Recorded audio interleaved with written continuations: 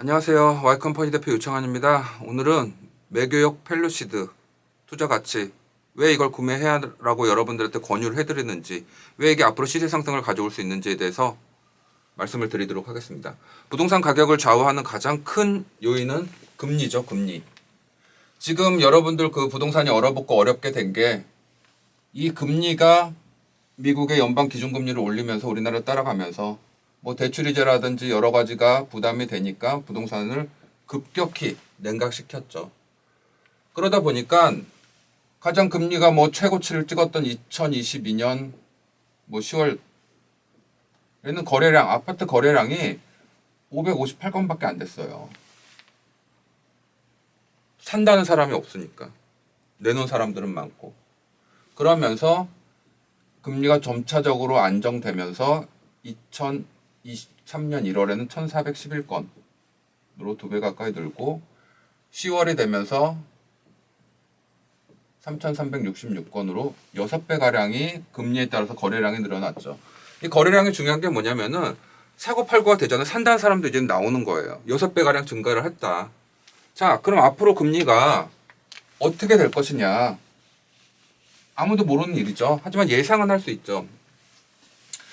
일단 2023년 9월과 11월에 미국의 연방기준금리가 2번 동결됐습니다. 우리나라 마찬가지로 2023년 2월부터 11월까지 7번 동결을 했죠. 이게 무슨 말이냐면은 금리 상승기에서 동결을 거쳐서 그 다음에 가는 건 하락이다. 마찬가지예요. 우리나라도 7번 동결을 했는데 여기서 더 상승시킬 수는 없어요. 지금 PF라든지 부동산 경기라든지 뭐 모든 걸 봤을 때는 더 상승시킬 수 없다. 동결 아니면 하락이다.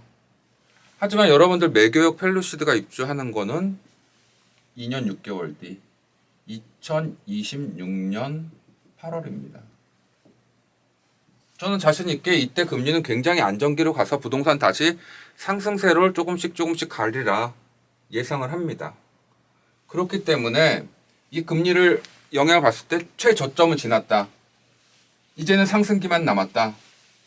금리가 떨어짐에 따라 부동산 상승기가 남았고 지금 조금 안정됐죠. 부동산 시장이. 매매도 굉장히 늘고 있고요. 두 번째, 왜 매교역 펠루시드가 9억이란 분양가가 나왔는지를 보면은 처음에 2018년도에 주업하고 이제 삼성물산, 뭐 SK, 코오롱하고 얘기한 거는 분양가가 400만 원대였어요. 400만 원. 평당 공사비가 400만 원대였는데 이게 나중에 결정된 거. 이 뭐 그러다 보니까 물가가 상승하고 뭐 인건비, 자재비, 뭐 우크라이나 전쟁 터지면서 손 들었어요. 삼성물산하고 다 손 들었어요. 못 하겠다. 올려달라. 그래서 600만 원대 중반으로 공사비가 결정이 됩니다. 무려 뭐 한 30% 공사비 증가가 되면서 이 9억이란 가격이 나온 거죠. 이 큰 세대, 2000세대가 넘는 세대를 하면 이 건설사들도 누구나 하고 싶어 해요. 왜냐면은 많은 자재가 들어가다 보니까 더 저렴하게 자재도 인건비도 모든 걸 공급을 할 수가 있는 거죠. 그렇기 때문에 2000세대란 메리트가 있는데 이 가격이 나왔다는 거는 이 공사비가 중간중간에 다툼이 굉장히 많았어요. 조합과 이 시공사 간에. 지금 현 시점은 어떠냐. 지금 연간 25%에서 30%까지 공사비가 오르고 있어요. 시공비가. 서울은 지금 뭐 4천에서 5천만 원대가 넘었어요. 평당. 5천만 원대. 뭐 이게 뭐 변두리고 뭐 서울 중심부를 떠나서 연간 신규 분양가가 아니라 공사비가 20에서 30%씩 오르고 있다. 이게 근데 뭐 낮춰질 기미가 보이냐? 그렇지 않습니다.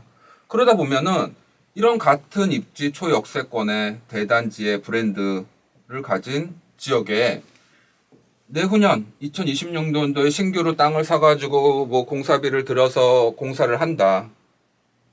이랬을 때는 이 가격이 똑같은 34평 기준으로 봤을 때 9억이 굉장히 싸게 느껴지는 거예요. 이때는 12억에서 14억대 분양가가 신규 분양가가 나올 수밖에 없어요. 자, 그럼 비교를 해보자고요. 옆에 뭐 건성구든 뭐 어디든 신규 아파트 500세대 분양을 합니다. 어느 뭐 공사가 들어와서 공급 분양을 하는데 딱 보니까 11억 7천입니다. 34평이 500세대밖에 안 되고 지하철도 한 10분 15분 걸어가야 되는데 11억 7천입니다. 그럼 사람들은 생각을 하죠.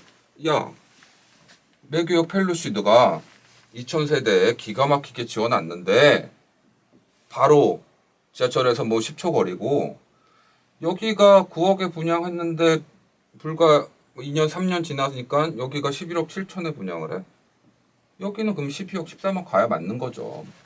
신규 분양할 때 여러분들 모든 인건비, 자재비, 금리, 뭐 물가 상승률 다 따져봐도 이 가격 이하로는 12억에서 14억 이하로는 분양을 할 수가 없어요. 시공 자체를 안 해. 그러니까 지금 시공사들이 다 수주를 안 하잖아요. 수주를 안 해요.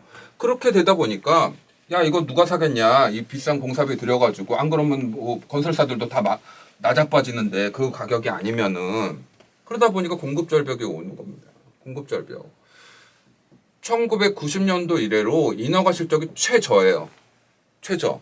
그리고 2025년부터 2028년까지 3년 동안 공급되는 물량이 전 3년보다 40%가량밖에 안 돼요.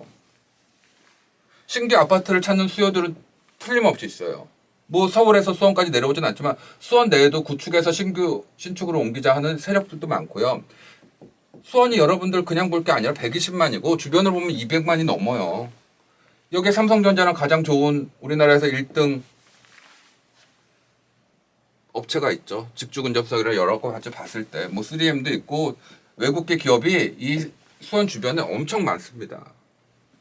연봉이 굉장히 높고 공급 절벽이 이렇게 오다 보니까 2025년부터 28년은 예전에 40%고 인허가 실적은 없어요. 앞으로 향후 10년간 공급될 신규 아파트 물량을 보면은 인허가 실적을 봐야 되는데 거의 없다고 보시면 됩니다. 공급이 수요는 있고 공급은 절벽이다 보면 가격은 당연히 상승을 하겠죠. 이 모든 게 금리부터 촉발해가지고 분양가 상승 그리고 여러분들 아실지 모르겠지만 2025년부터는 제로 에너지라고 해서 이제는 모든 거를 그 친환경에 맞춰서 아파트를 짓고 검사를 받아야 돼요. 그럴 때 그 시공사들이 얘기하는 거는 제로 이 시스템을 들였을 때는 공사비의 30%는 무조건 올라간다. 그러니까는 국가에서도 1년을 제로 에너지 시스템 1년을 연장을 해줬어요. 아 이거 뭐 아무도 수주도 안 하고 인허가도 안 내요. 지금 질 수가 없어요. 그러다 보니까 공급 절벽은 올 수밖에 없다. 하지만 수원의 신규 아파트를 찾는 수요들은 많다. 이렇게 보시면 됩니다. 그리고 뭐 인구가 줄고 뭐 여러 가지로 하다 보면 자, 첫 번째 금리 말씀드렸고요. 금리는 앞으로 하락 방향으로 틀었다. 두 번째, 앞으로 신규 분양될 2026년도 이후로 신규 분양될 아파트들은 여기보다 못한 단지도 가격은 훨씬 더 오를 것이다. 세 번째, 그러다 보니까 건설사들이 건설 인허가도 안 낸다. 공급 절벽은 올 것이다. 그러면은 수요, 공급, 가장 중요한 수요 공급에 맞춰서 가격대는 오를 것이다. 라고 예상을 하는 거고요. 그리고 지금 보면은 우리나라 아파트 시장을 보면은 양극화되고 좀 차별화되고 있어요. 강남에 뭐 7, 80억 아파트들은 지금도 막 올려도 산다는 수요들은 틀림없이 있습니다. 50억 하던 게 70억에 팔리고 있어요. 지금도 이 어려운 시대에도. 자, 그러면은 매교역 펠루시드를 보자고요. 늘상 얘기하자면 첫 번째 초역세권. GTX-C가 들어오면 강남까지 30분. 두 번째 대단지. 커뮤니티 시설이라든지 관리비라든지 모든 거 뭐 황금성을 봐도 대단지에 무조건 들어가야 되죠. 세 번째 브랜드. 우리나라 최고의 브랜드 레미안, 펠루시드.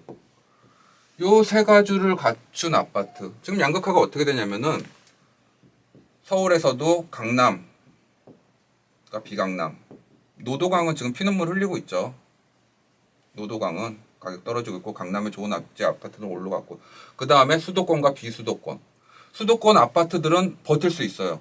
자, 서울 기점으로 뭐 GTX 라인 뭐 광역 서울이 되는 거예요.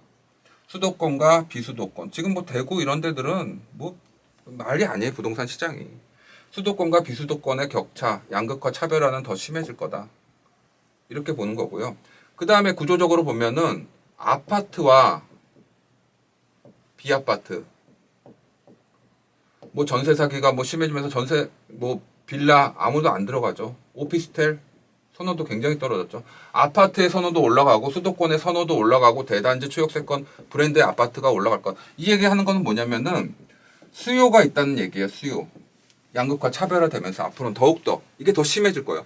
서울에서도 강남하고 비강남을 구분을 할 것이고 지역적으로도 수도권과 비수도권 선호도가 그렇게 봤을 때 가격 상승의 요인이 양극화와 차별화되면 충분히 된다.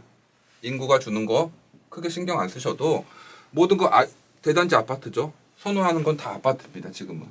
주택도 아니고 옛날에 뭐 빌라 전세 사시는 분들 좀 무리해서라도 다 아파트로 들어가죠. 전세 사기 무서우니까. 수도권, 비수도권, 지방. 서울은 점점 더 밀집되고 광역화돼서 거의 뭐 나중에 인구 줄면은 도시국가가 될 수도 있어요.